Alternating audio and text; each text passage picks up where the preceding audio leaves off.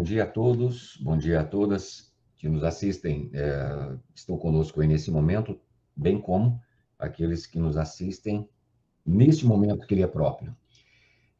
Nós vamos, nesse trabalho de hoje, na linha de teoria crítica do Nevida, dar continuidade a um estudo já iniciado da trilogia do historiador Eric Hobsbawm, e assim nós vamos compondo um elemento, um arcabouço teórico, conceitual, histórico, sócio-histórico, muito importante a agregar aos estudos, às composições e compreensões da dialética, que é tão importante dentro da teoria crítica. Quem nos ajudará, será o facilitador do estudo de hoje, será nosso amigo Júlio César, que já está aí conosco. Bom dia, Júlio. Bom dia, Sandro. Bom dia a todos. Bom dia, Júlio. Passo-lhe, portanto, a palavra, fique à vontade, para iniciarmos, portanto, o nosso estudo aí. Obrigado. Sandro, o som está audível, está tranquilo? Está perfeito, Júlio. Obrigado. Bom dia a todos, a todas. Quero, em primeiro lugar, informar de que eu estou transmitindo do celular com a questão da CELG. A CELG resolveu fazer aqui uns testes agora e calhou bem em cima da minha aula, né, às 9 horas. Então, por isso, estou falando do celular. Meu nome é Júlio César e hoje nós vamos falar sobre a Era do Capital, de Eric Hobsbawm. Eric John Ernest Hobsbawm nasceu na Alexandria, no dia 9 de junho de 1917, e faleceu no dia 1º de outubro de 1912, em Londres, aos 95 anos de idade, de provável leucemia mieloide crônica. Ele foi um importante pensador do século XX. Ele foi filho de Leopold Percy Hobsbawm, era um inglês, e Nellie Green, ela era austríaca. E os pais de Hobsbawm eram judeus. Ele teve uma irmã, Nancy, e ele passou os primeiros anos da sua vida em Viena e Berlim. Eles que estavam numa crise econômica naquele período. Seu pai morreu em 1929 e a sua mãe em 1931. E ele foi adotado pela sua tia materna, Gretchen, que se casou com seu tio paterno, Sidney. E a família se mudou para Londres em 1933, com a ascensão de Hitler ao poder. Ele serviu ao exército britânico, cursou história e fez seu doutorado na Universidade de Cambridge. Ele dominava 4 idiomas e pertencia ao Partido Comunista Britânico.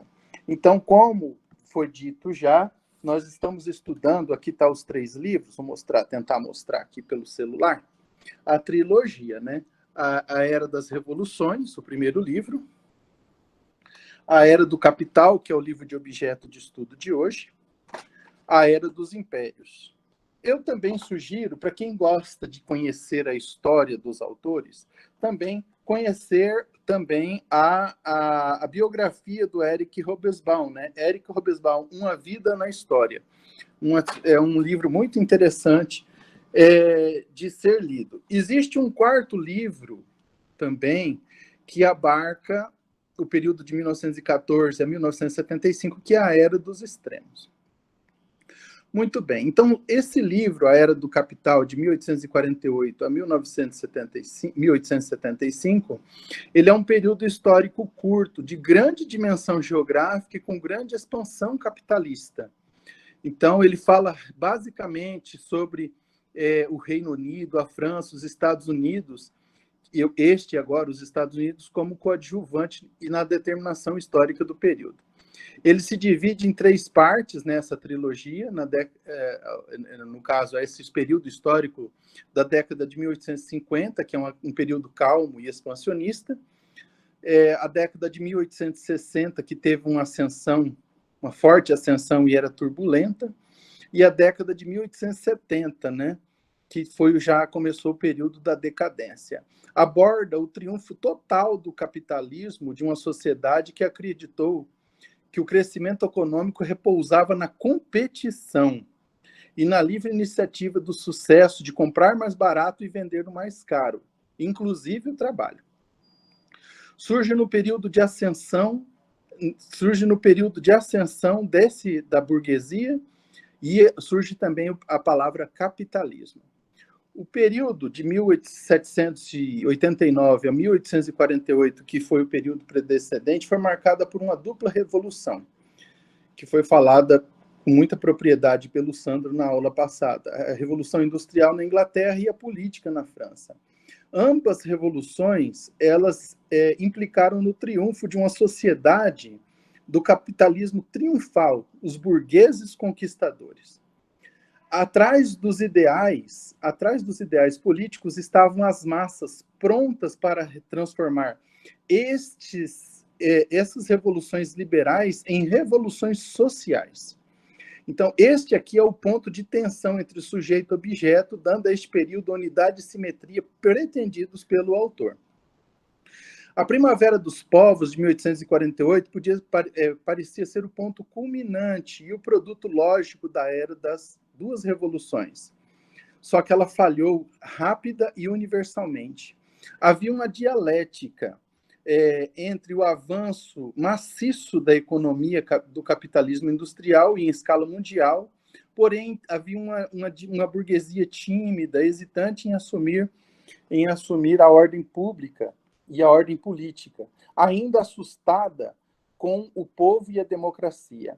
Havia medo da revolução.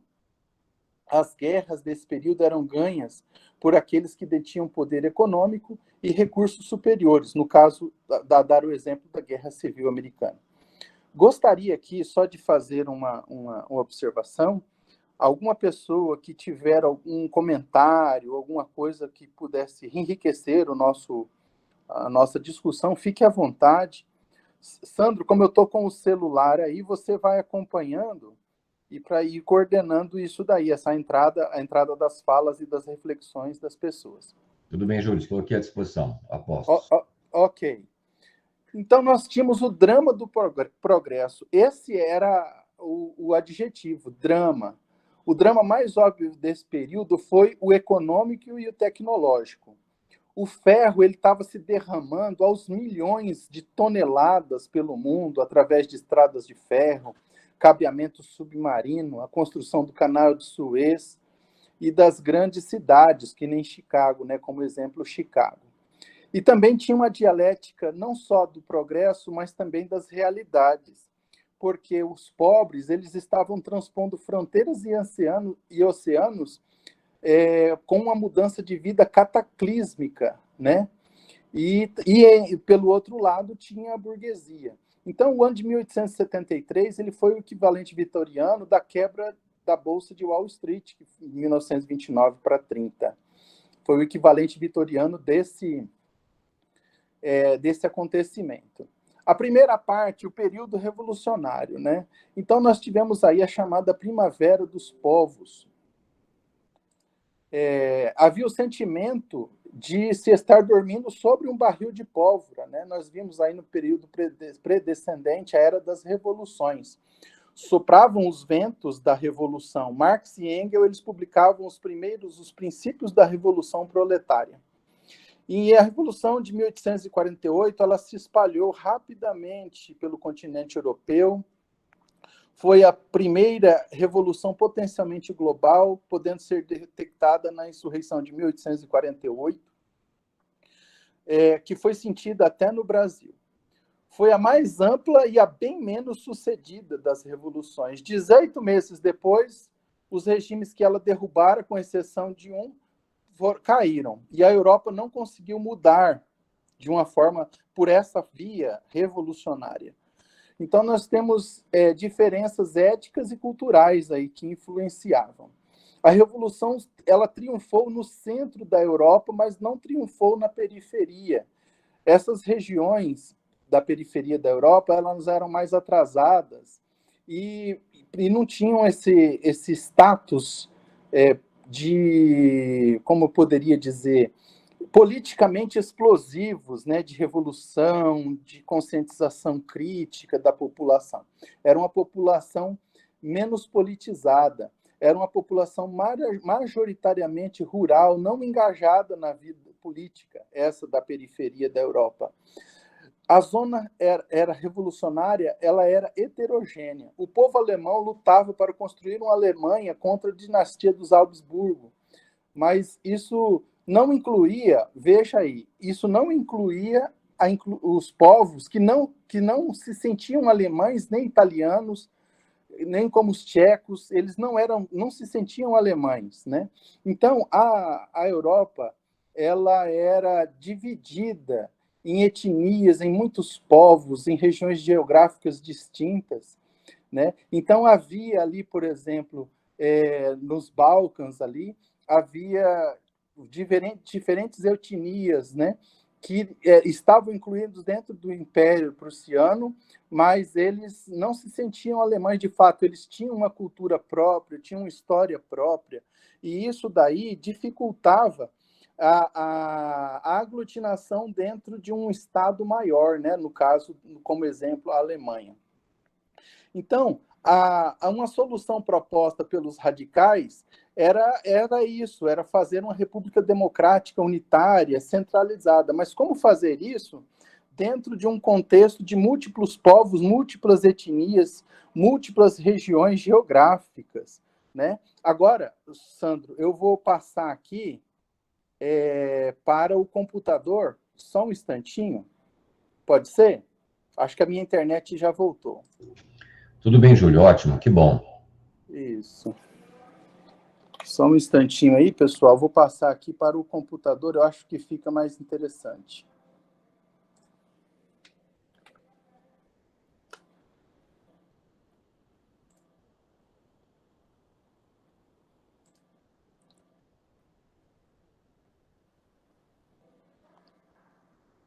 Só um instantinho.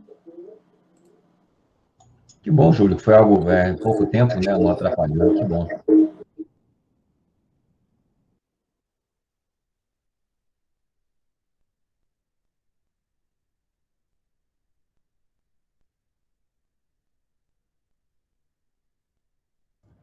Todos conseguem me ver e ouvir? Sim, estamos ouvindo sim, Júlio, e vendo bem. Ok, passei agora para o computador, agora eu fico mais tranquilo.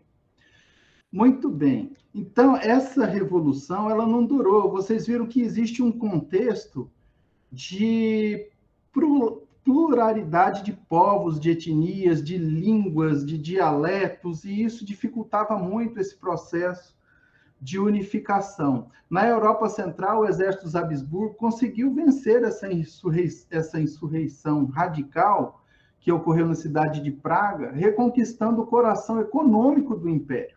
Então, todos os sonhos políticos da primavera de 1848, eles foram varridos rapidamente. Diz textualmente na página 40, todas essas revoluções foram revoluções sociais de trabalhadores pobres, e por isso assustaram os moderados liberais a quem elas próprias deram o poder e proeminência. Também eu gostaria de falar aqui, todas as falas que eu vou colocar, elas estão no próprio livro, então não tem nenhum tipo de ideia ou de concepção minha própria, mas todas são do próprio livro do Hobsbawm. Então, a oposição moderada de 1840, ela não se dedicou seriamente à revolução, e os moderados, eles fracassaram porque ficou evidenciado que a confrontação decisiva não era entre os velhos regimes e as forças do progresso unidas, mas entre a ordem e a revolução social. Então, a revolução manteve o seu ímpeto onde os radicais eles estavam suficientemente ligados aos movimentos populares e que requeriam uma contínua mobilização das massas. Ficou evidenciado que o apoio da massa ficava facilitado onde havia razões sociais e nacionais, no caso, como exemplo, a Hungria. A burguesia, ela descobriu que preferia a ordem, entre aspas, à oportunidade de pôr em prática o seu programa completo, quando foi confrontada com a ameaça à propriedade. Você vê que, quando ameaçou-se a propriedade, a burguesia se sentiu incomodada. Diante da Revolução Vermelha dos moderados liberais, aí então eles se uniram e as famílias respeitáveis, entre aspas, deram fim à longa e antiga rixa dos Bourbons, dos Orleans, mesmo dos que apoiavam a República, adquirindo a consciência da classe nacional por meio de um novo partido de ordem. Isso está na página 47. Então, quando a burguesia ela se sentia tímida, fragilizada, dentro de um contexto assim, ainda com medo, né, das revoluções, que foi comentado na aula anterior, no período das revoluções. Mas quando se ameaçou a propriedade, aí então a burguesia ela se uniu, mesmo com diversos tipos de orientação ideológica, né? Eles se uniram. Isso daí foi um ponto importante. E os revolucionários, eles estavam muito fragmentados, existia mais eles estavam mais fortes mais no centro da Europa e não na periferia, não tinham levado com tanta seriedade a questão da revolução. Então, para os revolucionários, faltava organização, maturidade, liderança, conjuntura histórica. Eles estavam centrando as suas forças nas massas famintas, havia uma deficiência numérica, né, imaturidade política, imaturidade ideológica. Então, isso daí foi a base na qual se assentou o fracasso da primavera dos povos. Não poderia subestimar o potencial do proletariado de 1848. Havia uma deficiência nessa pauta revolucionária.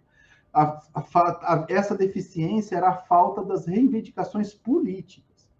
Então, eles estavam muito centrados nas necessidades físicas, nas inquietações das massas, mas havia falta de uma idealização mais política, mais macro. Os sindicatos, eles eram poucos em número, e as revoluções, elas deveriam ser burguesas, mas a burguesia, ela vivia fugindo disso, né? E a burguesia francesa, ela preferiu a estabilidade social. Então, as consequências da Revolução de 1848, ela foi o seguinte: foi o fim da política de tradição na Europa Ocidental, as monarquias baseadas no direito divino de reinar, sancionado pela tradição religiosa. Então, os defensores da ordem social precisaram aprender a política do povo. Isso aí foi uma das... Então, quer dizer, as massas, elas precisavam sim ser ouvidas, necessidade de influenciar a opinião pública. Então, isso daí, para os dirigentes, isso ficou notório. A Revolução tinha deixado um poderoso partido de ordem, capaz de derrotar a Revolução Social, mas de não conseguir o apoio das massas ou mesmo dos conservadores. A eleição de Napoleão III demonstra a fragmentação desses interesses, sendo que o interesse particular, olha aqui, o interesse particular prevalecia sobre o universal. Os interesses próprios, né? Então, agora, nós vamos para a segunda parte do livro, né? Falando agora sobre desenvolvimento. Então, houve uma grande expansão. O mundo ele se tornou capitalista e uma minoria de países desenvolvidos transformou-se em economias industriais. Veja, aqui há um início de centralização do poder, né? De cristalização do poder capitalista nas mãos de poucos países. No caso, a Inglaterra, a França, a Alemanha, esses países mais desenvolvidos, né? E os Estados Unidos, fora da Europa também. Houve um crescimento exponencial das exportações inglesas, com a combinação de capital barato e rápido aumento de preços. Então, veja, a base econômica desse período expansionista está no crescimento, mas no rápido aumento dos preços. Então, era uma expansão inflacionária. Eles tinham lucro em períodos alternados de calmaria econômica com era deflacionária e inflacionária. Então, esse lucro aliado com altas taxas de emprego, presteza em conceder aumentos temporários, isso aí fazia com que eles aplacassem o descontentamento. Então, o povo vivia ali num regime de pouco dinheiro, né? As massas viviam com pouco dinheiro. E o lucro que eles tinham não era um lucro saudável das empresas. Ele era um lucro baseado num regime econômico de inflação. Então, não era saudável. Isso daí a gente viu no Brasil não faz muito tempo, onde a economia se baseou no estímulo do consumo, e aí, então, quando todo mundo já tinha comprado de tudo, aí o consumo diminuiu, arrefeceu, e aí entrou em uma crise de 2015, por exemplo, né? Estamos citando. Então, a economia ela deve ter as suas bases de aumento e de crescimento baseado em fundamentos macroeconômicos saudáveis. Então, você basear o seu crescimento em inflação, em aumento de mercados, sem manutenção de novos, sem a possibilidade de manutenção desses mercados, isso daí gera um ciclo econômico que está fadado a um fim. Em 1857, uma interrupção do crescimento do ouro capitalista, que continuou na década de 60 e atingiu seu clímax ali em 1871, 1873. As massas ficaram letárgicas como resultado dessa prolongada prosperidade. Então, as massas elas se sentiam numa zona de conforto, né? E isso daí elas começaram a ceder para as políticas da burguesia vigente. Mas quais eram as razões desse progresso, né? Então, como já foi explicado, havia muita tecnologia, nós vamos comentar daqui a pouco, mas existia também fundamentos econômicos não salutares para a expansão econômica. Havia um enorme potencial industrial, havia uma inabilidade de expansão de mercados, de gerar empregos, com salários adequados. Por isso, o período de 1830 e 1840, como o Sandro comentou, tinha sido um período de crise. Marx chama esse período de suprema realização. As estradas de ferro, associadas com o vapor e o telégrafo, mostraram meios de comunicações adequados aos meios de produção. Isso está na página 66. O espaço geográfico da economia capitalista poderia multiplicar-se repentinamente na medida que as transações comerciais aumentassem. Então, essa aí era uma base de desenvolvimento econômico, né? Nós tínhamos maior poder de transporte, de comunicações, tínhamos maquinaria, né? Nós vamos ver mais a seguir. Houve outro fator, descoberta de ouro na Califórnia, na Austrália. Então, quando você tem o surgimento de ativos que não existiam, que não foram fruto de um processo econômico, mas do nada se descobriu ouro, do nada se construiu uma população compradora, vamos dizer assim, né? Os californianos, os australianos. Então, isso gera também um movimento inflacionário, aumento de demanda, aumento de preços, e isso daí também não é saudável, né? Porque há de se manter também uma política de investimentos sustentável e de consumo sustentável. E quando surge com um forte pulso, né, de compra, e também existe a queda na oferta e o aumento dos valores. Então, também, isso aí era alternado com períodos de pressão deflacionária, por causa que, ao mesmo tempo que existia nos Estados Unidos o surgimento do pensamento da economia de mercado de massas, então havia barateamento, porque quando mais você produzia, mais caía o preço de alguns produtos. Então, o livro cita, por exemplo, dos relógios, das armas, né? Isso era produzido em massa nos Estados Unidos. Então, esse período era um interlúdio inflacionário de um século deflacionário. Os lucros vinham por conta de inflação. Isso era um motivo macroeconômico tóxico, né? Não sustentável economicamente. Criou-se mercados a partir do nada, né, dessas novas áreas auríferas. Em algumas regiões, passaram a ter mais de 3 milhões de pessoas com mais dinheiro, diz o livro, do que qualquer outra população comparável. Isso gerava pressão inflacionária. O motor desse período era o liberalismo econômico, que promoveu o progresso da indústria, né? Então, lá havia uma escola alemã que pregava que você deveria ter liberdade para iniciar e praticar qualquer forma de comércio.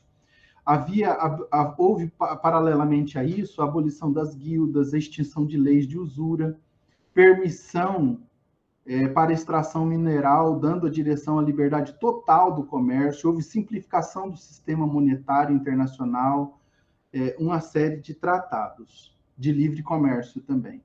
Na Inglaterra, houve a lei do patrão e do empregado, que ela foi modificada, estabelecimento de igualdade para o rompimento de contrato, e houve retirada as leis, os obstáculos legais aos sindicatos trabalhistas. Apenas o mercado regulava a compra e a venda da força de trabalho. Isso está na página 71. E a fórmula simplista do século XIX era: a liberalização cria progresso econômico. Então, vamos liberar a economia. E a economia se autorregula. Isso tem um pouco do pensamento darwinista, né, onde os mais fortes sobreviveriam, né? Então, havia pouco poder de barganha para os sindicatos, eles eram em pequeno número. Havia o que Marx chamou de exército industrial de reserva. Então, se uma pessoa angariava um melhor salário, queria melhores condições, a pessoa era dispensada, porque havia muita gente para repor aquele posto de trabalho. Então, havia um exército industrial de reservas, eram massas de camponeses, ex-artesãos que migravam para a cidade. Houve a multiplicação da produção do carvão, do ferro, e isso daí estava também geograficamente desestabilizado. Havia regiões na Europa com maior densidade de produção de ferro, né? Vale do Ruhr, por exemplo. A Inglaterra e a Bélgica eram os países mais industrializados. E então, os produtos característicos dessa época inicial, desse período inicial, seria do ferro, do carvão, a construção de estradas de ferro, que combinariam essas duas atividades. Também houve aumento do consumo do algodão, né? Uma revolução industrial da indústria pesada para a produção de produtos e de produtos que pudessem ainda mais aumentar a produção industrial. Avanço das ciências no tangente a que homens práticos pudessem compreender a revolução científica e pudessem aplicá-la na prática. O sistema educacional, então, ele se tornou, agora para nós, da área da educação, crucial para o desenvolvimento da indústria.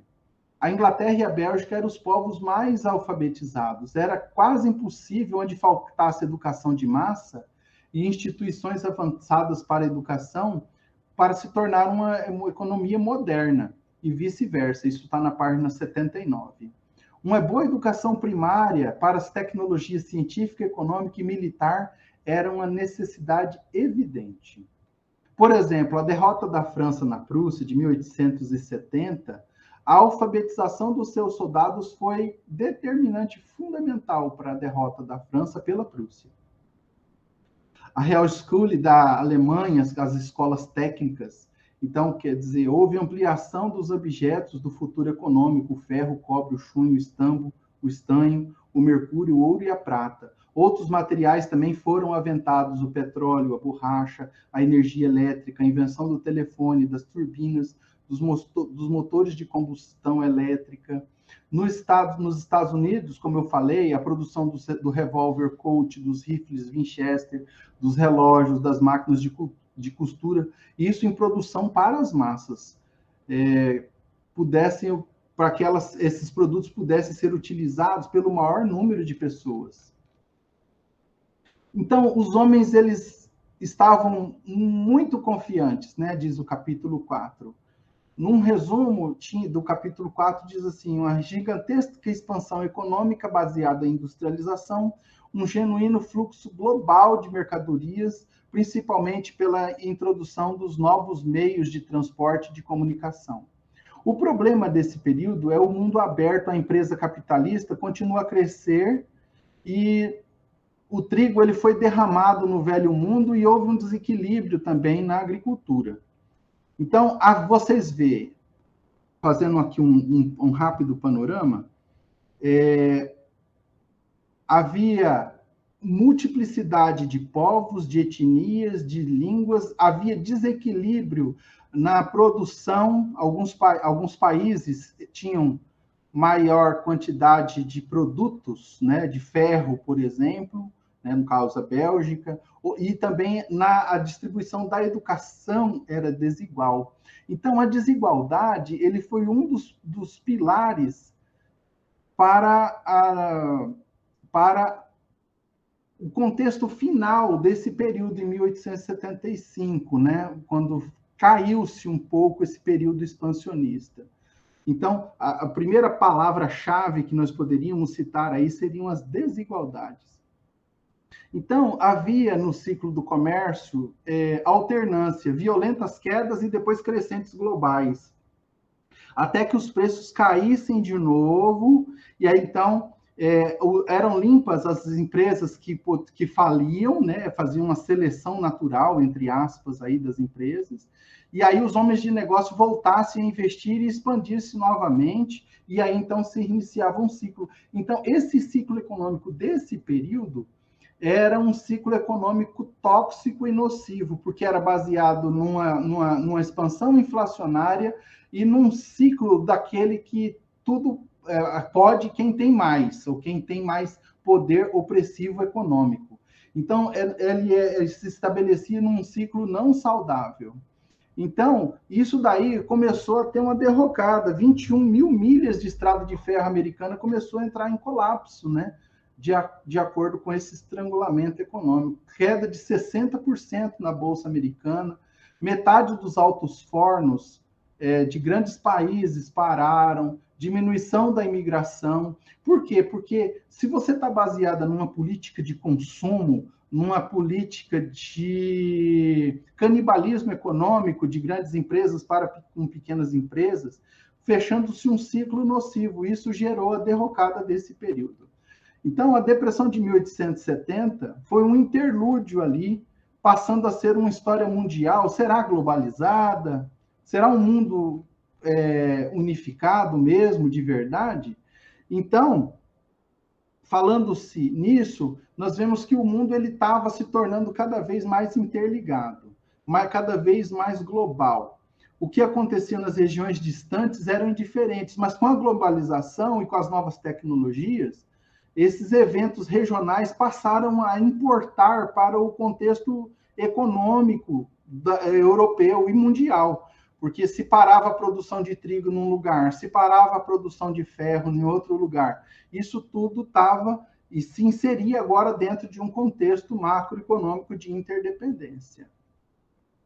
A ignorância, citando o texto aqui do livro, a ignorância era mais um sintoma do que uma falta de unidade no mundo. Refletia simultaneamente a ausência das relações diplomáticas, políticas e administrativas, que eram demasiado tênues, e a fraqueza dos laços econômicos. Então, quer dizer, havia agora uma interligação, mas ela era frágil, fraca, ainda não havia agora uma interdependência, mas não havia ainda uma verdadeira globalização. Rede de trocas entre as partes do mundo, havia franco aumento das exportações, mas baseadas em modelos com francas limitações, desculpe. Em 1872, as novas tecnologias, como o vapor, estrada de ferro, telégrafo e navio, tinham chegado verdadeiramente ao seu triunfo. Os 5 continentes podiam ser ligados agora por esses meios de comunicação e de transporte, também por meios de comunicação. Hobsbawm chama atenção à ação das tropas de choque da industrialização, homens que moveram montanhas com as suas pás e com as suas picaretas, né? Também tinha a importância dos homens de cartola, os homens que eram donos e construtores dessas linhas de ferro, né? Grandes empresários. O telégrafo ele foi a transformação mais sensacional para a comunicação. Havia uma paixão pelo viajante que conseguia transpor os limites que o telégrafo impunha, né? Então, havia uma intricada rede de economia. Podia-se falar com o Japão em horas agora, através do telégrafo, e não há meses e semanas, né? A gente comentou sobre a descoberta do ouro da Califórnia, James Marshall, né? A criação de grandes e novos mercados a partir do nada, responsável pela grande expansão norte-americana, imigração em massa. A febre do ouro ela se espalhou rapidamente pelos oceanos, foi tirado capital de trabalho de determinadas áreas produtivas para especulação no ouro. Sim. O Sandro está perguntando, Sandro, você fica à vontade, você só me avisa aí quando vai ser o intervalo para a gente poder dar a nossa paradinha, tá bom? Se você preferir, você que fica no controle aí. Pessoal, eu estou falando muito rápido, todo mundo está conseguindo entender o contexto macroeconômico desse período aí inicial, os contextos, como é que surgiu essas revoluções, a burguesia que estava frágil ainda, tímida, mas quando ela viu que ia pegar no bolso dela, aí então ela tomou as rédeas e aí começou essa expansão, né? Então, o planeta, ele passou a ser uma... Obrigado, Rejane, aí, pela devolutiva. Se alguém tiver alguma observação, vocês falem, porque a gente está aqui para discutir, não é para eu falar sozinho, não, né? É porque o livro é denso e é grandinho, então nós temos muita coisinha para falar. Sandro, nós vamos até que horas? Como é que ficou decidido? Júlio, podemos ir até 9h55 e retornamos 10h05. E termina que horas? Às 11, é isso? 11 Tem um horas, período exato. de discussão? Como é que é? Isso. A gente tira aí uns 30 minutinhos, algum tempinho no final para discussão. Beleza, você vai me avisando aí, dá um oizinho pelo chat para eu me adiantar aqui no processo, que é muita coisa. Tudo bem, Júlio. Aí, então a gente vai até 9h55, faremos o intervalo. Tá, beleza, então. Pessoal, eu gostaria de ver a participação de vocês aí, vocês estão muito quietinhos hoje. Muito bem. Então, as estradas de ferro e os telégrafos e os navios não eram menos identificáveis como modelos internacionais do que os automóveis de hoje em dia, do que os aeroportos. O que não ocorria, olha, isso aqui é um ponto de tensão. Então, quer dizer, os navios, o telégrafo é igual à nossa internet, os aeroportos, os carros de hoje. Mas o que não havia em comparação com hoje era a massificação da cultura. Massificação onde todo mundo vê o mesmo filme, todo mundo tem o inglês como língua dominante internacional, todo mundo faz as mesmas coisas, porque existe uma padronização mundial. Isso aí começou a acontecer muito por causa das dominações das massas. Eu tinha que ter um padrão de beleza, um padrão de consumo, um padrão para que as massas pudessem consumir.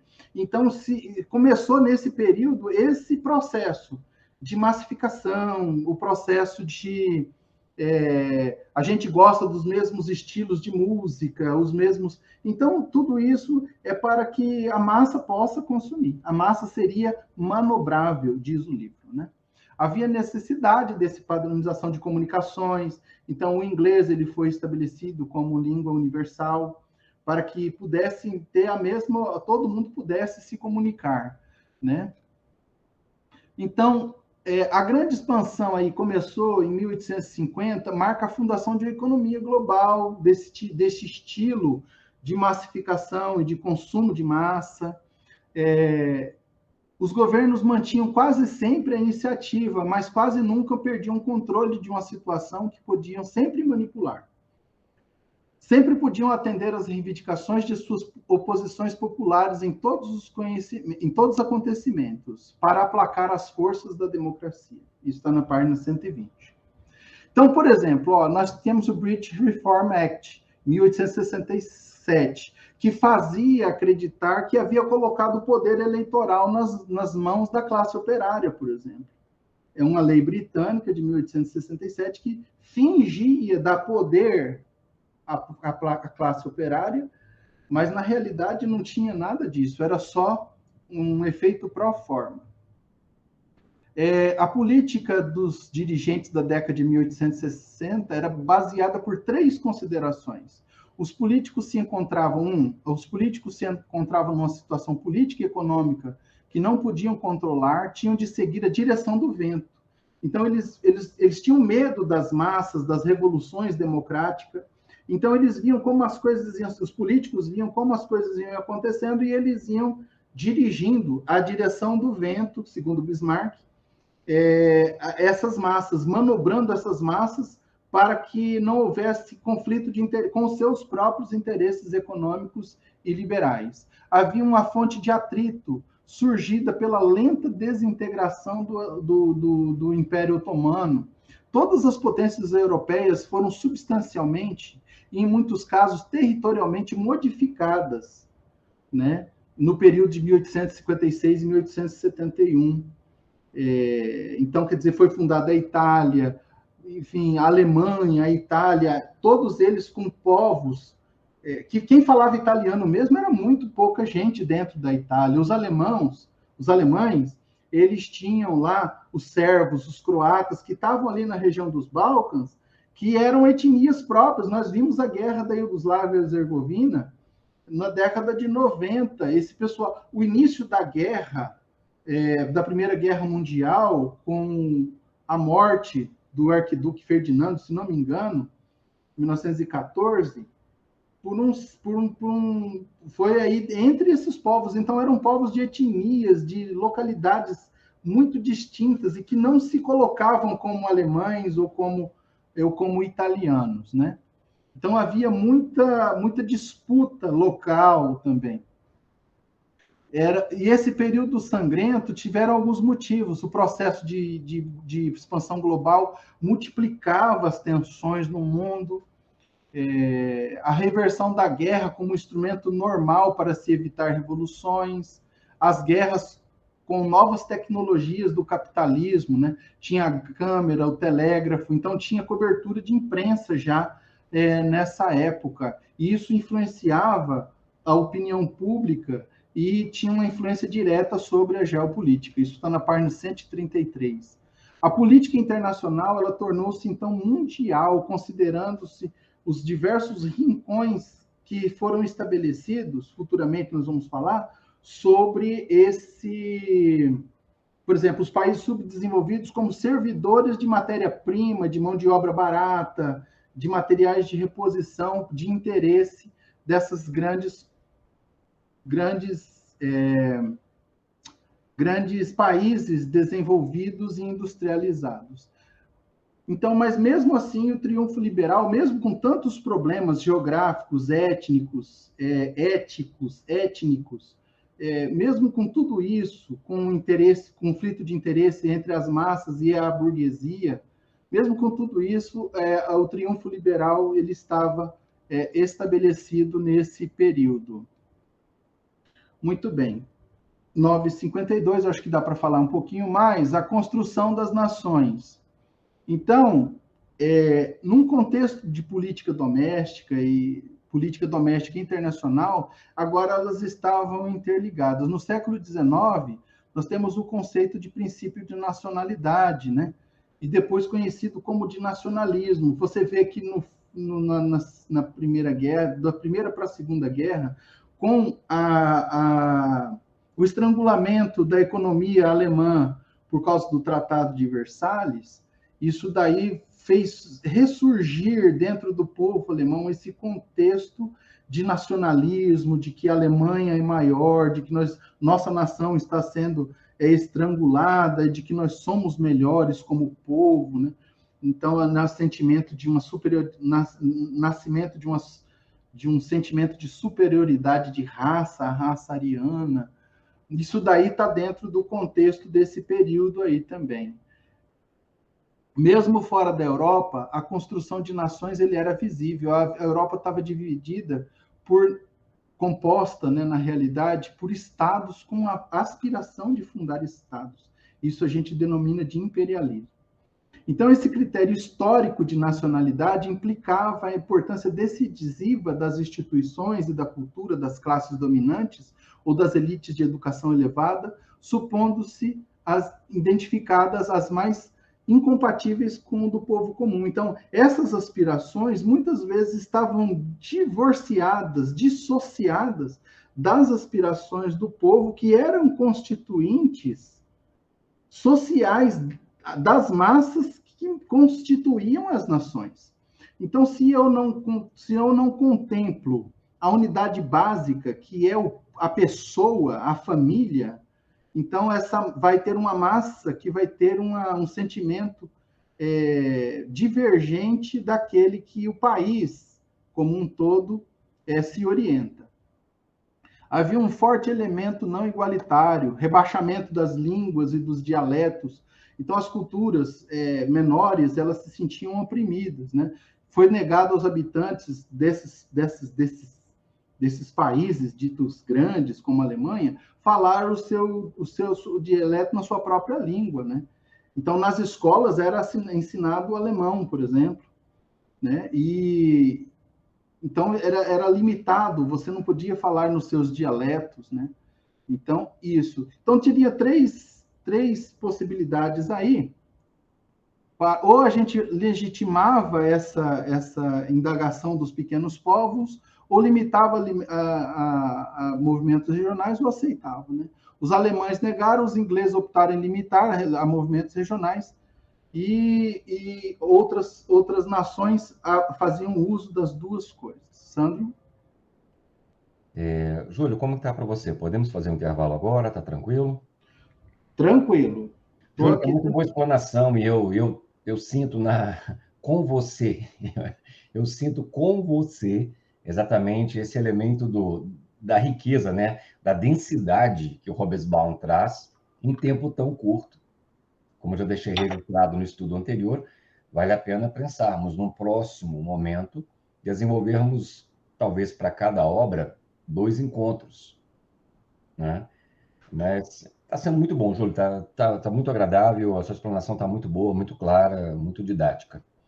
Então, Ok. pessoal, vamos fazer um intervalozinho agora, então, de 10 minutinhos. Nós retornaremos às 10 horas e 5 minutos. Tudo bem para vocês? Tranquilo? Fica melhor assim, tomar uma aguinha, a gente respira e retornaremos aí com a qualidade desse fôlego. Até daqui a pouquinho, pessoal. Mais uma vez, bom dia a todos e todas que nos assistem. Nós vamos, então, retomar agora o estudo da trilogia de Eric Hobsbawm, o trabalho de hoje com a Era do Capital, sendo apresentada pelo nosso colega Júlio César. Com você, Júlio. Fique à vontade. Obrigado, Sandro. De novo, bom dia a todos e todas. Eu vou desacelerar um pouquinho e tirar um pouco dos detalhes da apresentação, porque o livro ele é riquíssimo em detalhes, né? Foi uma pesquisa extensa feita pelo Hobsbawm, e eu gostaria de focar em alguns pontos. Agora nós temos aqui mais uma meia horinha para a apresentação. Vocês estão notando o panorama, o cenário, o background no qual está se estabelecendo esse período? Múltiplas culturas, conflitos de interesses, não satisfação, ou poderíamos dizer aí, não contemplar todos os interesses de todas as classes. Era uma classe de pessoas que eram mais que tinham benefício em detrimento do sofrimento de massas operárias. Também nós tínhamos concentração de países, né? A Inglaterra, a Alemanha, no caso fora da Europa, os Estados Unidos. eles se beneficiavam em detrimento de países subdesenvolvidos. Então, havia certa polarização de recursos, de educação. Então, o estabelecimento de uma economia baseada em artefatos econômicos, no caso, o crescimento à base de consumo, à base de inflação, um crescimento econômico não sustentável. Então, esse aí é as bases que nós estabelecemos até agora, nessa primeira parte, né? Então, você vê, agora nós vamos falar, por exemplo, havia nesse período a imposição de cultura, a imposição da cultura alemã para povos, pequenos povos que faziam parte do Império Alemão. Mas, através da escola, era massificada a língua alemã, por exemplo, né? Então, era abafado a cultura local, não havia respeito às culturas locais, às tradições, à cultura, à religião, a tudo desses povos locais tinham que seguir um padrão do império, de um determinado império, de um determinado governo. Então, isso estabelecia um ponto de tensão entre o que era do povo e o que era do país, por exemplo, o que era determinado pelo império, de uma maneira mais macro, né? Então, as escolas, elas impunham instrução, tinham escolas, na verdade, boas, distribuídas, mas com a imposição de uma cultura. Quando a gente impõe alguma coisa, nós temos aí o sacrifício de outras coisas. No caso, do respeito às culturas das minorias, por exemplo.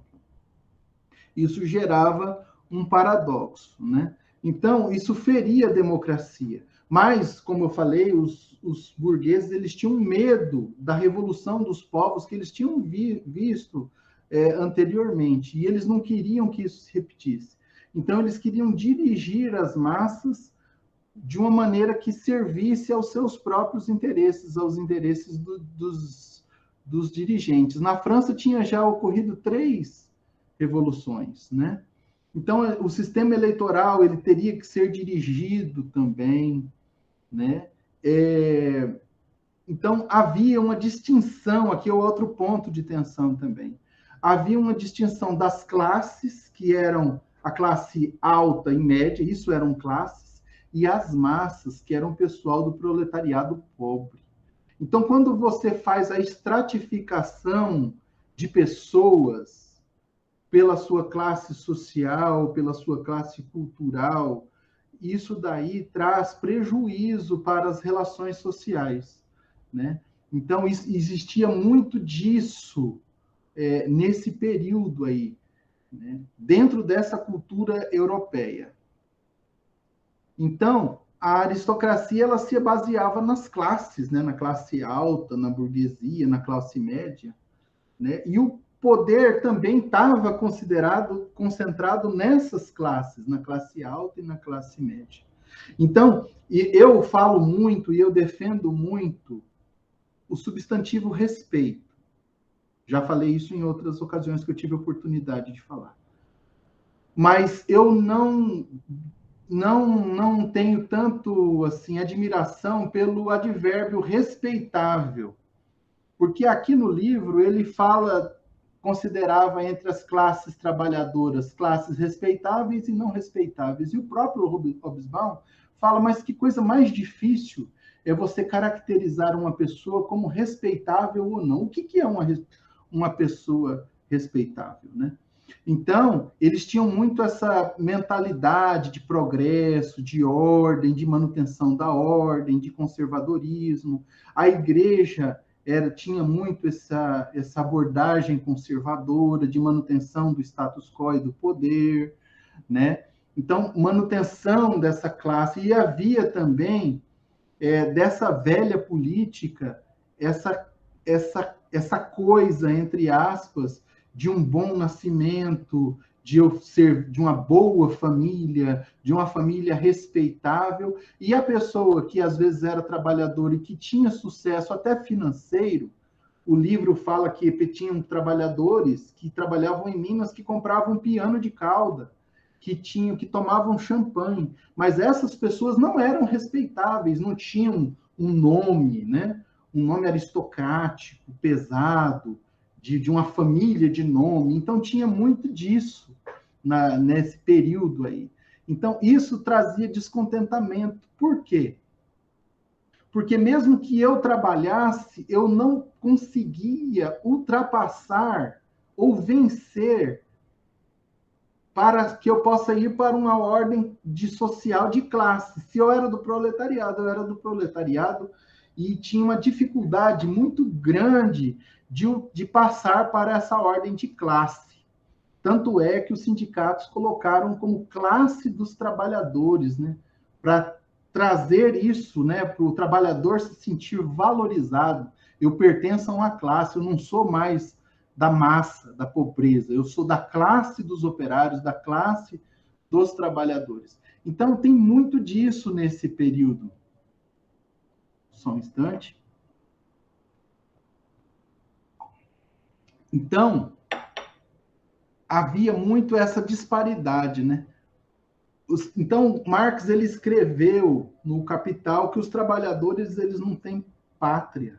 Isso trazia um alento muito grande para os trabalhadores que se sentiam excluídos ou marginalizados socialmente. Mesmo que eles tivessem, no caso dos trabalhadores ingleses, que eles tivessem bons salários, boa remuneração, eles tivessem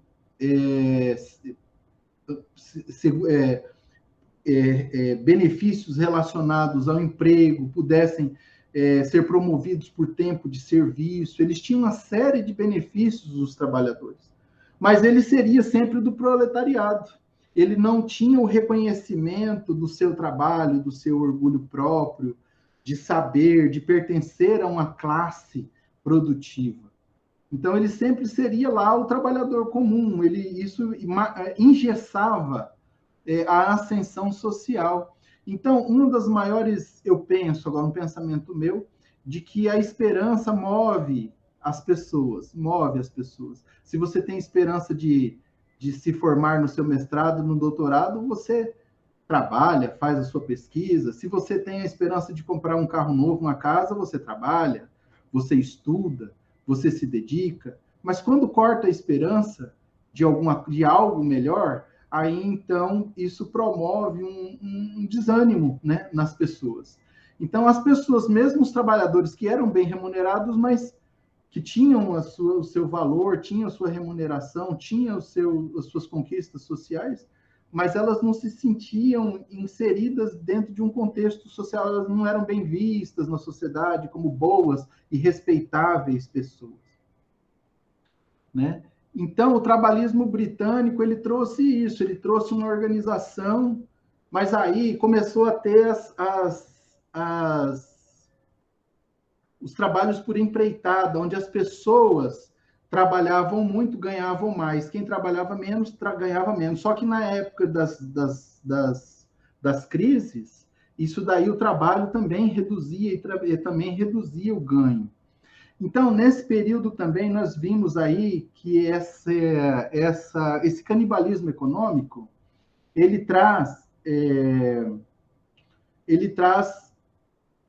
manda as pessoas embora a qualquer momento, é a lei do mercado que rege. Então, a gente vai ver, depois desse período, já antes da Primeira Guerra, que crianças trabalhavam, mulheres grávidas trabalhavam, se trabalhava até 16 horas, até que foi instituído o ato do trabalho de 8 horas, né, diárias. Então, houve diversos fatos que eram assombrosos aos nossos olhos, mas eram comuns, né, em nome do poder econômico, da produção e desse canibalismo de mercado, desse mercado agressivo, né, que foi imposto. E isso daí, quando você trabalha sobre um regime de tensão econômica, de tensão trabalhista, de regime opressivo de trabalho, vai fadar numa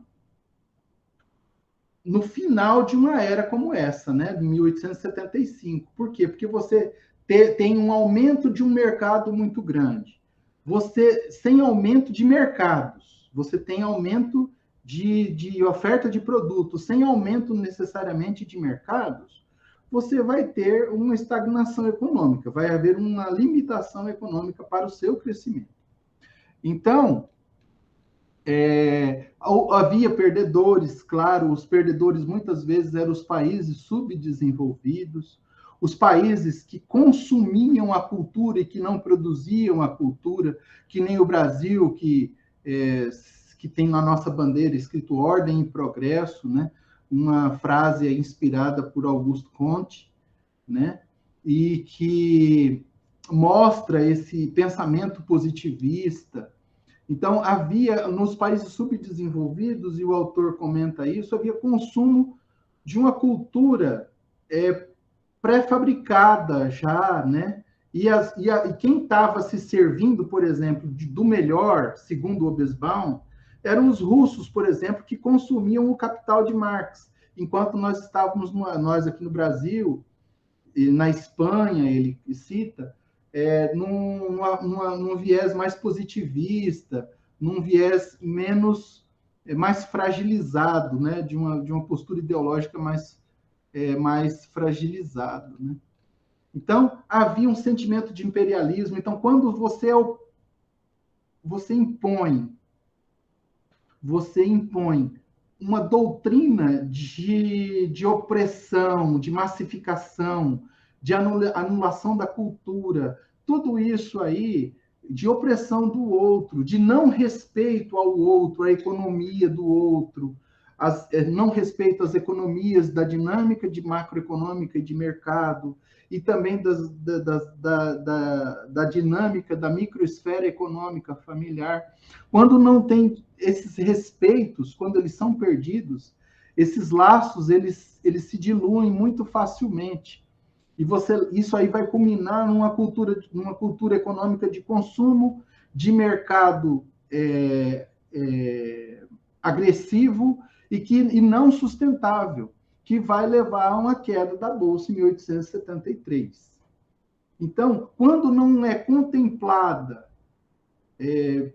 as ações macroeconômicas, elas não contemplam as aspirações da esfera microeconômica familiar e individual, por exemplo, que gera descontentamento, isso daí vai afetar em nível macroeconômico também. A produção é afetada, as relações econômicas e de consumo são afetadas também.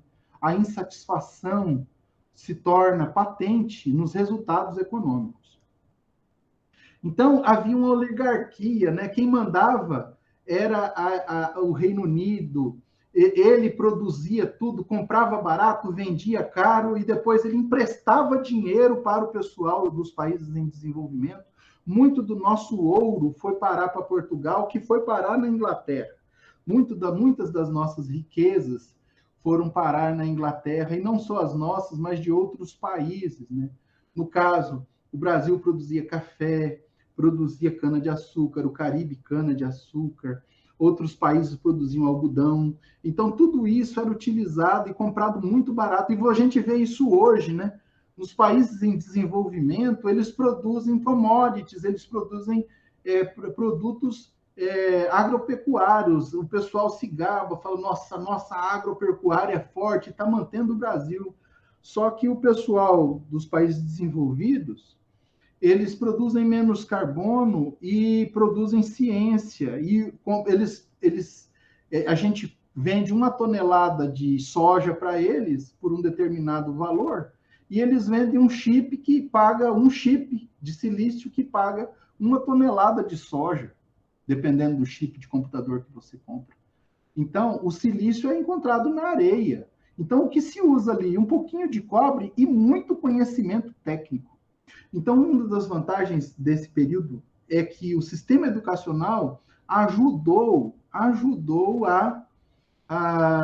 o sistema educacional, através das escolas técnicas, a Real Schule, por exemplo, da Alemanha, ajudou o processo de industrialização nesse ganho, nesse estabelecimento verdadeiro do liberalismo econômico desse período. Então, a educação é um fator primordial para o desenvolvimento do país, dos países e das nações. Isso é importantíssimo para nós.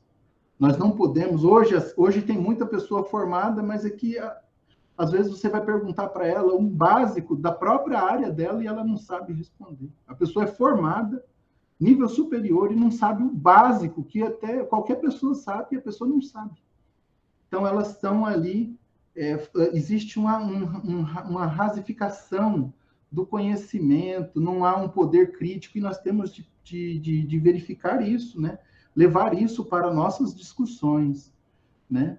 Deixa eu ver aqui algumas coisas mais interessantes. Sandro, está vendo, Rejane, o pessoal aí, está dando para entender tudo direitinho, pessoal?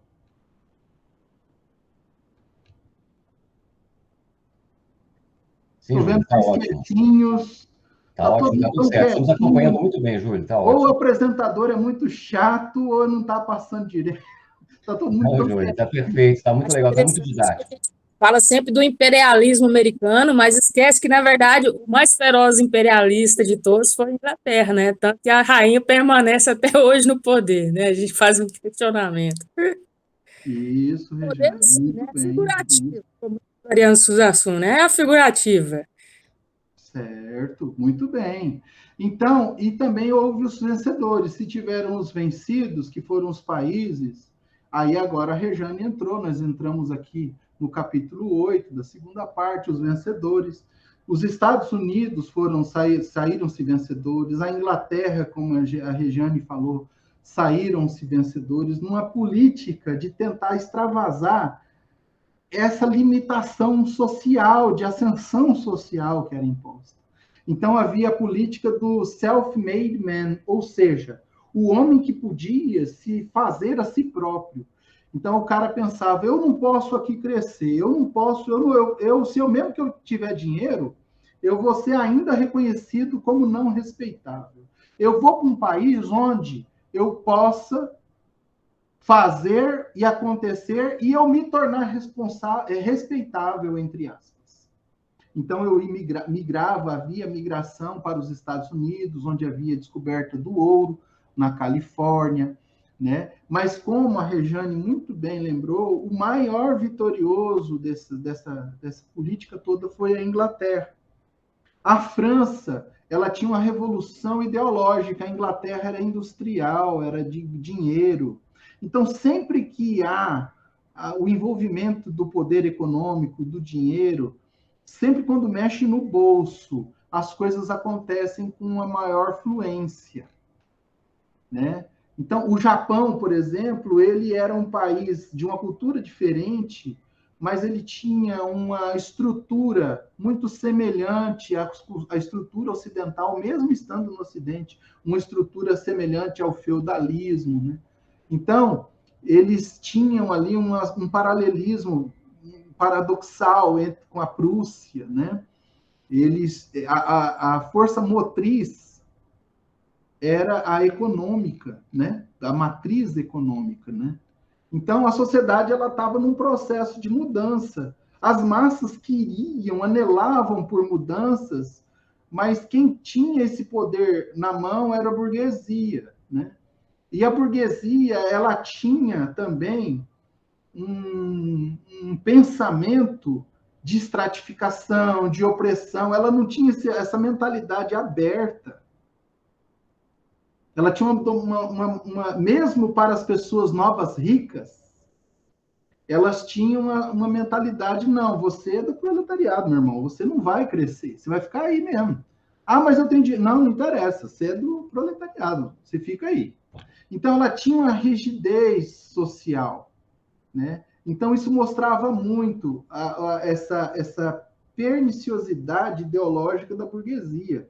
Ela tinha, por um lado, esse empreendedorismo, essa força, que às vezes era tóxica, que também não tinha princípios de autoperpetuação e de sustentabilidade econômica.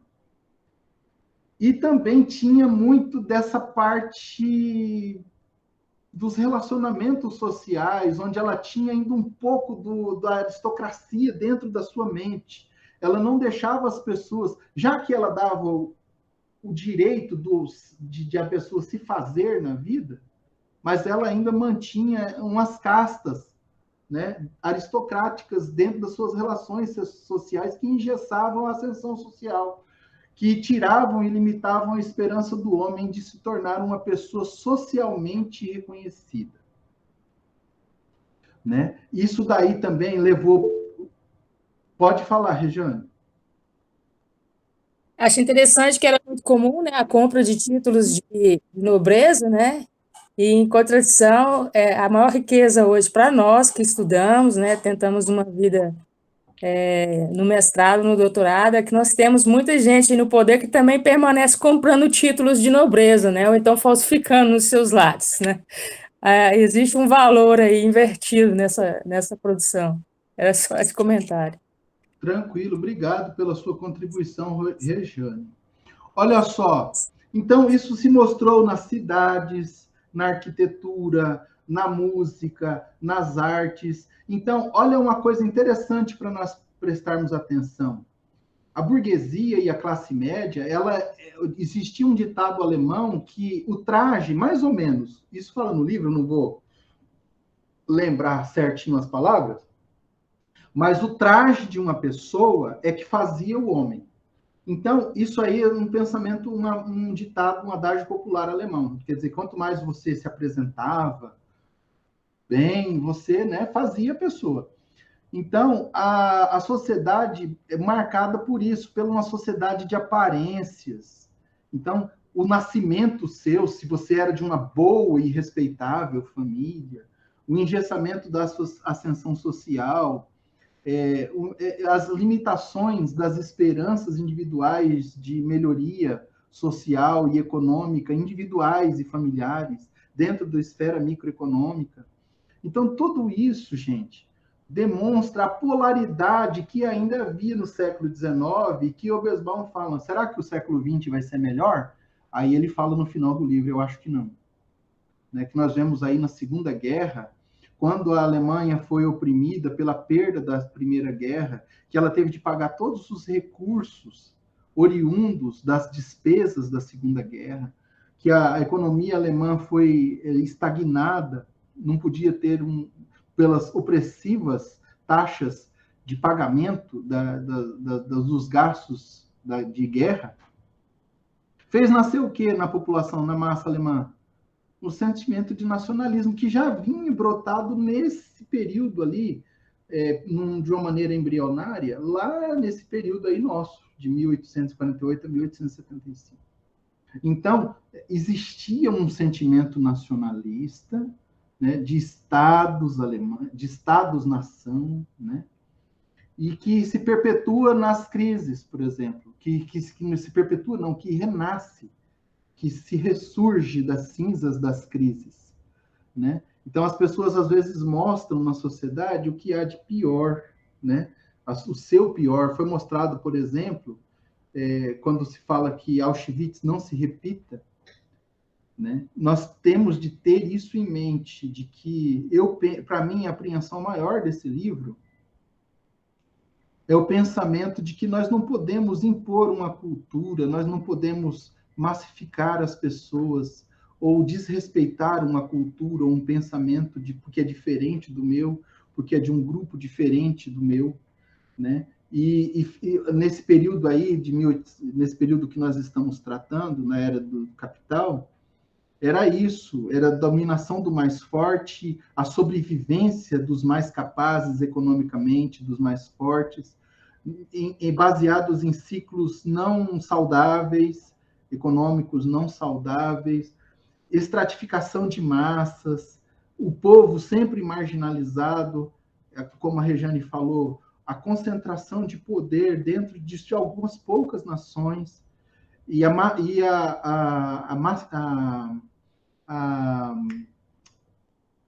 opressão, isso daí, as nações ficando ricas, e em função da opressão de nações subdesenvolvidas, culturalmente e ideologicamente massificadas também como um todo. Então, isso daí leva a ciclos não sustentáveis que culminam com uma terminação. Terminou ali por volta no meio da década de 70, quando a resultante vetorial dessas diversas forças, entre aspas, tanto econômica, quanto social, quanto artística, quanto tudo, né? Culminou com a insatisfação e a queda de um ciclo, né? De um ciclo de expansão, de um ciclo que foi do liberalismo econômico, de expansão, mas que teve estagnado pelas suas próprias variantes, pelas suas próprias variáveis que eles propunham por, né? Então, eu acho que era basicamente isso. Antes de nós entrarmos, deixa eu ver se tem mais alguma coisa. É muita reflexão para um período tão curto de tempo, né? Então, eu acho que eu sugiro, né, de que cada obra dessa seja vista com mais vezes, né, dividido em mais apresentações, porque é muito detalhe, e são detalhes importantes que ficam no livro, né? Quem puder ler a obra, é uma obra gostosa de ler. Eu vi um comentário que torna, a gente lendo o livro, parece que nós ficamos mais inteligentes, parece que a gente é inteligente, né? Vai acompanhando o raciocínio do Hobsbawm, uma pessoa que tem uma forte conotação marxista, né? Ele do Partido Comunista, então ele tem assim muito da sua escrita temperada pelo Capital, né? Pelos princípios do Capital, de Marx, de Engels. Então, ele traz muito isso, essa paixão, e é gostoso de ler, né? Só que o tempo, infelizmente, não contempla abordar todos os aspectos necessários mas a leitura fica aí à disposição de todos, né? Fica aí o nosso sentimento de incompletude da exposição por causa da temporalidade. Mas é algo para a gente pensar e para a gente refletir sobre do que é particular e universal, né? Entre o estabelecimento dessa tensão entre sujeito e objeto. Então, perfeitamente consideradas as esferas econômicas e culturais, dá para se estabelecer perfeitamente essas relações críticas, né, dentro da leitura. Muito obrigado. Júlio, nós somos quem, penso eu, devemos agradecer, né, o seu préstimo aí, você nos ajudar como facilitador desse estudo na manhã de hoje.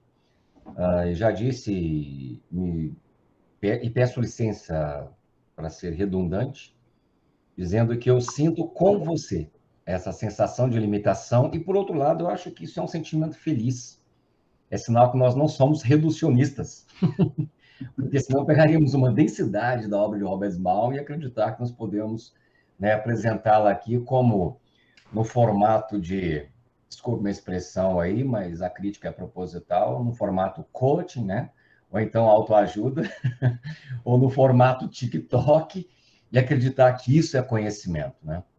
Isso não é produção de conhecimento. A produção de conhecimento é densa, né? Ela exige muito da gente, um mergulho.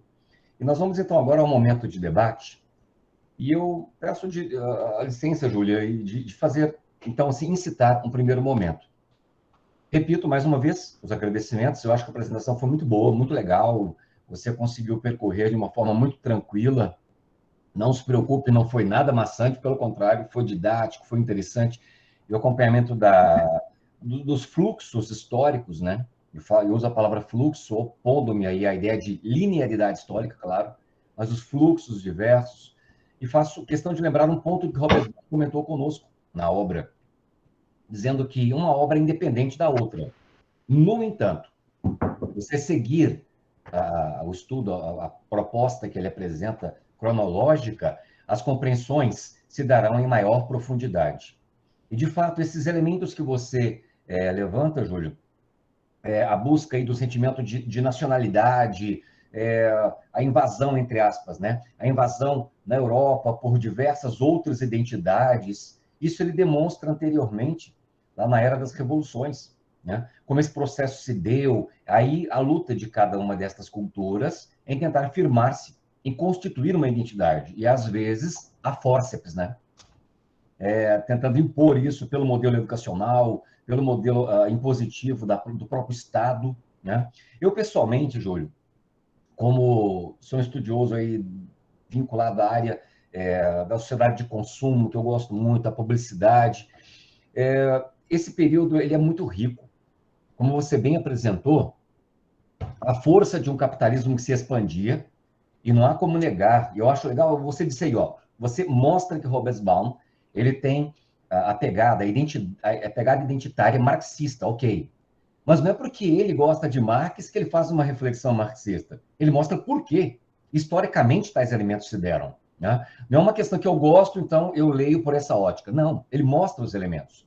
E assim nós podemos perceber que a lógica endógena ao capitalismo, né, essa lógica que surge dentro do capitalismo, ela é predatória. E por mais que tivéssemos ali na sociedade, nas indústrias nascentes ali, na força de uma sociedade industrial, o estímulo ao trabalhador, observemos bem, você até citou aí, observemos bem que todo o estímulo estava vinculado à fidelidade do empregador, do empregado ao empregador. Eram estímulos para incentivar a fidelidade, para a manutenção da servidão. E os indivíduos não tinham condições de adentrar-se a uma sociedade. Por que isso? De uma hora para outra? Não. Lá na Era das Revoluções, Hobsbawm mostra como essa identidade advinda das monarquias, ela prevaleceu, mesmo dentro da estrutura do capital. Portanto, né, os bem-nascidos, os respeitáveis, isso é um elemento histórico, né? Não é algo que nasce de uma hora para outra. Eu gosto de comentar isso, seguindo a tua reflexão, Júlio, porque quando a gente, de repente, entre aspas, né, chega no mundo, a gente já veio para essa praia do que der e vier, como diz José Paulo Paes, a gente olha para aqui, vemos direitos trabalhistas, e aí vemos algumas pessoas aí gritando por sistemas ditatoriais ou coisa parecida, vivendo dentro de uma sociedade das quais os direitos básicos foram da democracia e da luta operariada dos povos, das nações. Então, esse não resgate histórico é a incorporação de uma identidade idealista, e não tem outra palavra que eu vou usar aqui, senão estúpida, né? É estúpida porque nega a história, não entende a história, e está conclamando um elemento no qual ele, em primeiro momento, será o prejudicado. É a falta de compreensão em absoluto. Então, assim, eu acho muito bonito quando o Hobsbawm nos enriquece com esses elementos, Júlio, que você compõe muito bem, como nos ajudam a sair dessa dinâmica de um idealismo, né? E, por vezes, assim, não dá nem para conversar, né?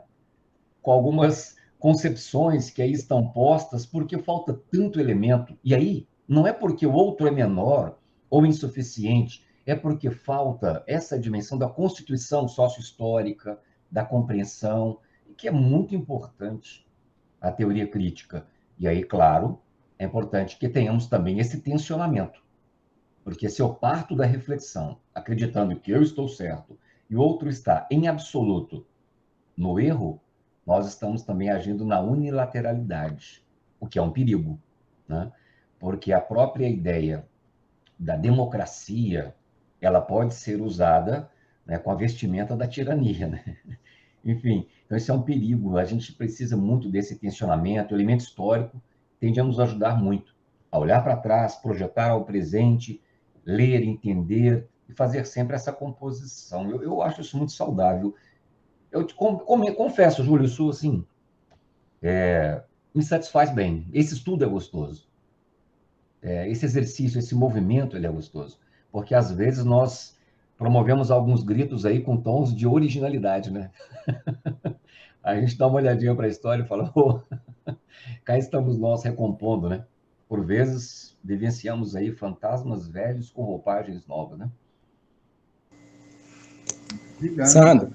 Sandro, Pois não. Só para complementar a sua fala, é estúpido mesmo, viu, Sandro? Realmente. Eu acho a fala do Júlio aí bastante propícia pelo momento que a gente está passando, né?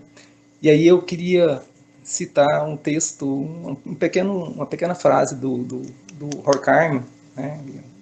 Que está na teoria crítica, né? E teoria tradicional e teoria crítica, que fala justamente disso mesmo, dessa questão aí que você colocou, dessa estupidez. E aí dizer para o Júlio que a gente caminha, Júlio, para isso mesmo, para Auschwitz, né? E Horkheim, ele vai dizer na página 35, na teoria crítica e teoria tradicional, ele vai dizer assim, os progressos técnicos da idade burguesa são inseparáveis desse tipo de funcionamento da ciência.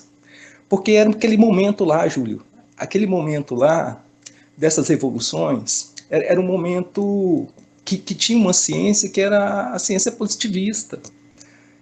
Como não tinha um outro método próprio, então essas ciências naturais buscavam inspiração nesse tipo de processo aí, né? Então o Horkheim, ele vai estar comentando justamente isso. Os progressos técnicos da idade burguesa são inseparáveis desse tipo de funcionamento de ciência, porque a ciência que tinha era a ciência natural, né? Então essa ciência era que dava resultado, por isso as pessoas se inspiravam nela. E assim, no mais, as outras pessoas, como você colocou, os operariados, eles eram coisas mesmos, objetos, descartáveis mesmos, né? Então a burguesia olhava mais para esse lado, né? Então, assim, por outro lado, os fatos tornam-se, Horkheim, né? Por outro lado, os fatos tornam-se fecundos para saber, por meio desse tipo de funcionamento, o que tem utilizado dentro das relações dadas. Por outro lado, o saber vigente é aplicado aos fatos, é isso que ele está falando, as ciências sociais, as ciências naturais. Não há dúvida de que tal elaboração representa um momento de revolução e desenvolvimento constante da base material da sociedade. Ele está basicamente falando, Júlio, da infraestrutura. Por que isso? Porque você consegue mensurar, mais uma vez, ele levanta essa questão da mensuração. Ela dá certo? Dá. Então as pessoas não viam essa questão do social e jamais elas iriam olhar para esse lado. Horkheim, de novo, na medida em que o conceito da teoria é independentizado, como que saindo da essência interna da gnose, ou possuindo uma fundamentação histórica, isso quer dizer, Horkheim está dizendo que a essência, que essa ciência ela possui uma fundamentação histórica, ô Júlio. Ela não trabalha com pessoas, jamais vai trabalhar com pessoas, né? E nem com sociedade, que é a questão do sujeito, objeto, universal, particular. Ela vai trabalhar com aquilo que pode ser mensurado, né? A infraestrutura, esse é o ponto, né? E aí, você me chamou a atenção para aquele ponto lá, que eu achei importante, que é a questão dos modelos, né? Que está muito presente hoje, né? E que começou com a revolução industrial, aquilo que o Sandro colocou, né? Então, começou com isso, né? E aí tem um cara que ele fala sobre teoria tradicional e teoria crítica também, o Albert, ele vai dar um exemplo disso, o Júlio. Ele vai dizer assim, um exemplo possível do quadro que Horkheim desenha, cremos nós, seja o das bitolas, das linhas férreas americanas. A largura das linhas dos trens nos Estados Unidos foi calculada levando em conta a altura dos trens e a estabilidade que seria necessária para transportar com segurança os diversos tipos de carga que circulam pelo país. As linhas férreas norte-americanas têm a mesma largura que as inglesas. Percebe? O que é importante ali é aquilo que você colocou, é a questão da Inglaterra. A Inglaterra serviu como parâmetro para todas as outras nações, cara. Não tem que discutir. Os Estados Unidos, quando construiu as suas bitolas de trens, ele baseou na inglesa. E aí por diante, porque foram construídos, segundo Albert, porque foram construídos por engenheiros ingleses. Estes, por sua vez, construíram em seu país linhas de trem para encaixar perfeitamente nos eixos produzidos pelas máquinas inglesas. Assim, essa questão de modelo, se a gente for pensar hoje, a questão dos nossos carros, das nossas roupas, dos objetos que a gente teve, partiu da onde? Partiu da estrutura inglesa, né? Então, os Estados Unidos foram colônia de quem? Da Inglaterra. A empresa era inglesa. A Revolução Industrial ocorreu aonde? Na Inglaterra. Então, é isso que esse autor ele traz para a gente pensar, sabe? Então, assim, hoje, os nossos modelos, não só de carro, como muitos outros objetos que tem, são cópias. São cópias, cara. E o Horkheim chama atenção para isso, né? Para essa questão da divisão do trabalho, né, da especialização, é isso que você falou aí. Marx também vai falar sobre isso no Capital. O que você colocou aí está escrito basicamente nos manuscritos, cara. É isso mesmo, sabe? Então, assim, é muito interessante, né, a gente poder observar isso aí. Quer dizer, se a gente for ficar aqui um tempão, a gente pode citar muitas outras questões aí. E, assim, nada é natural, Júlio. Nada é natural. Então, tudo é uma questão de capitalismo, de cultura. Como que essas nações desenvolveram, como que essas nações foram criando essas coisas, sabe? E aí foram estabelecendo modelos para a gente seguir, né? E que vai culminar com a indústria cultural, né, hoje. Né? Então, assim, o que o Sandro falou, concordo, o que você falou, concordo, e as pessoas, é isso mesmo, Sandro, a maioria não tem condições, cara, de fazer uma leitura, não dão conta, e por isso muitas vezes fica mais fácil seguir um maluco, né? Um cara que acho que tem, se for muito, 2 neurônios, então isso é muito complicado, cara. E a força do vento, né, Luciano? É isso aí, Júlio. Júlio, eu não tenho uma pergunta, é só um comentário mesmo, tá? Luciano, nesse elemento que você traz, só me vem um ponto à mente aqui, e não sendo distante de você, pelo contrário, consoante ao que você disse. Só lembrando de um ponto que me vem à mente, que a professora Silvia sempre nos diz, da importância de perceber que a teoria crítica, ela se serve do elemento sócio-histórico, mas não apenas.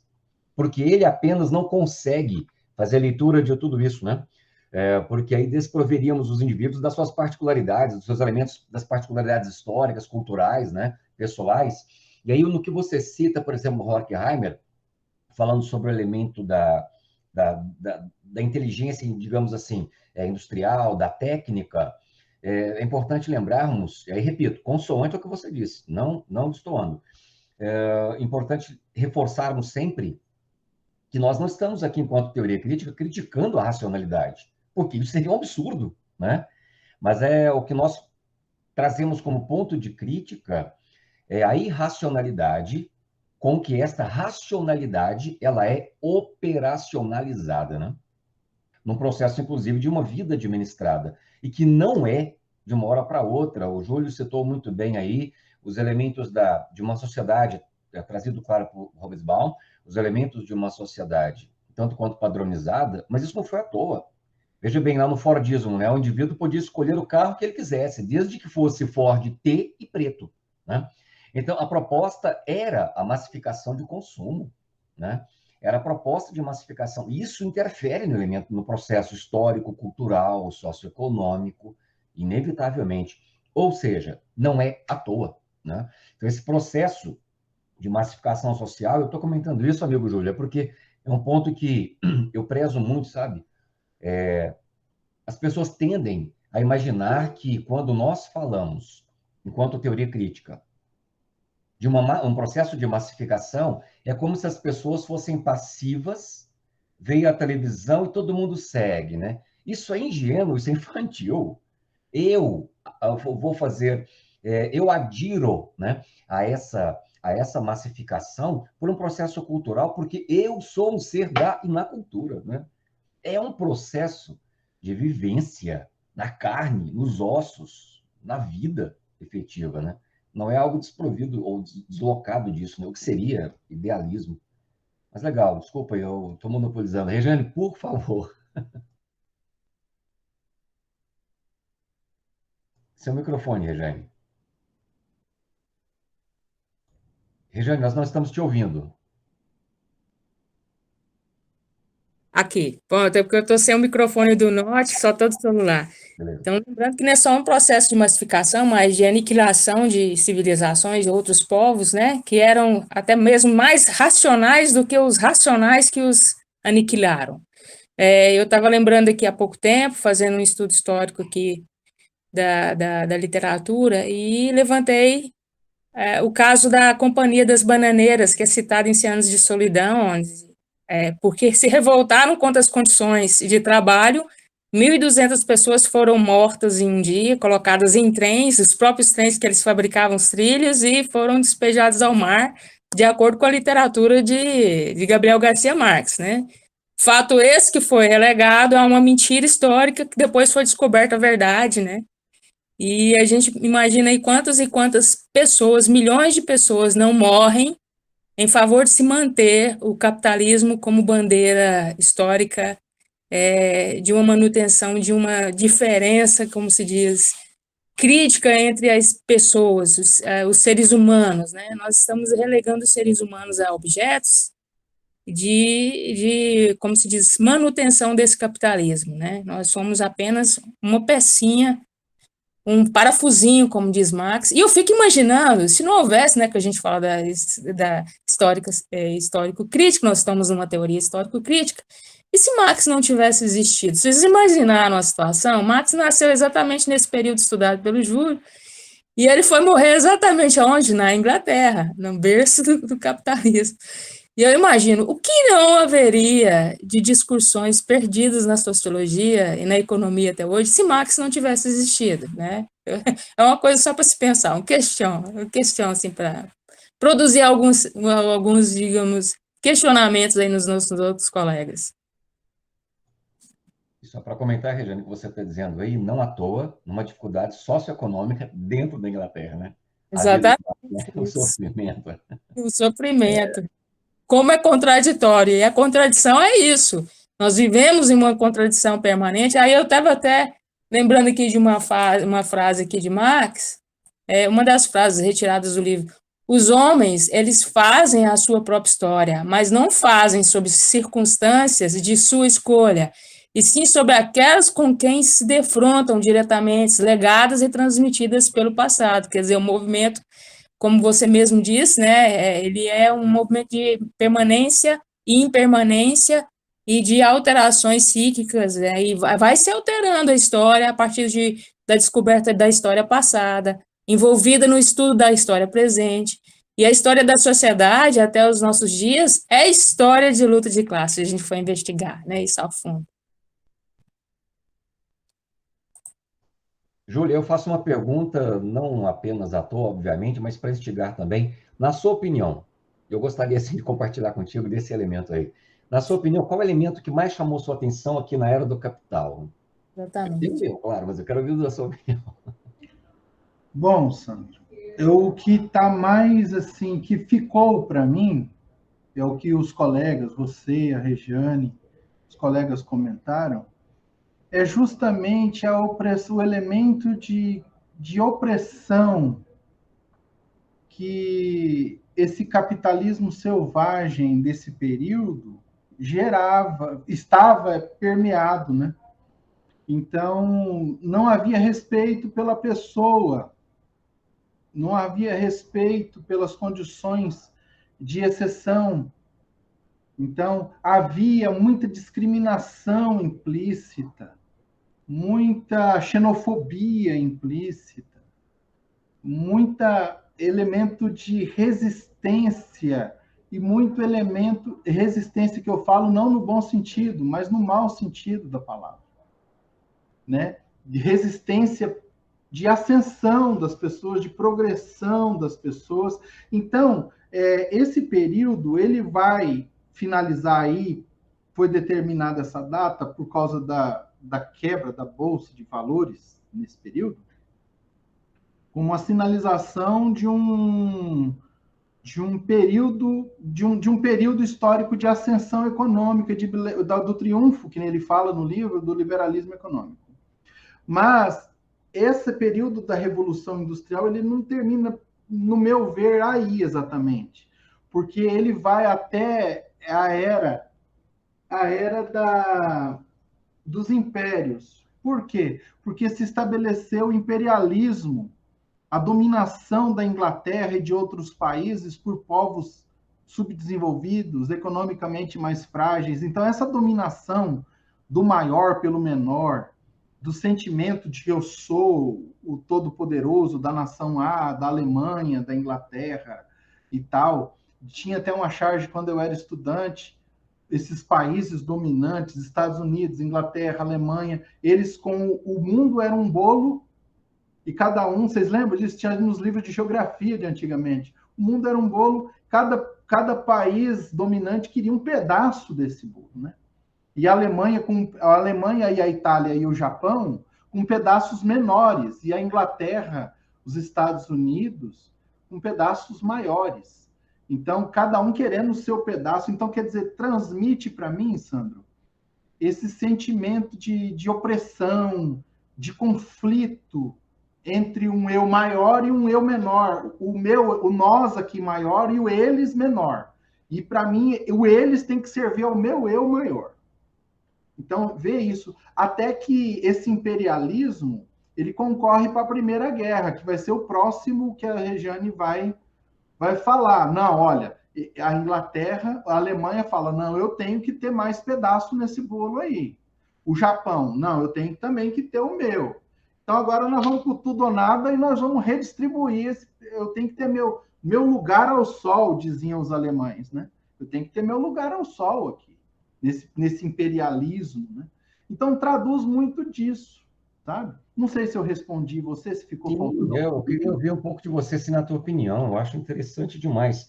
Agora, o que eu penso também, Júlio, que a Era do Capital, esse recorte feito por Hobsbawm é interessante, porque ele mostra que há a gênese do que depois vai escoar, o que vai desencadear esse imperialismo. Porque quando, por vezes, nós chegamos ingenuamente, vou usar ingenuamente por não fazer esse levantamento sério, né?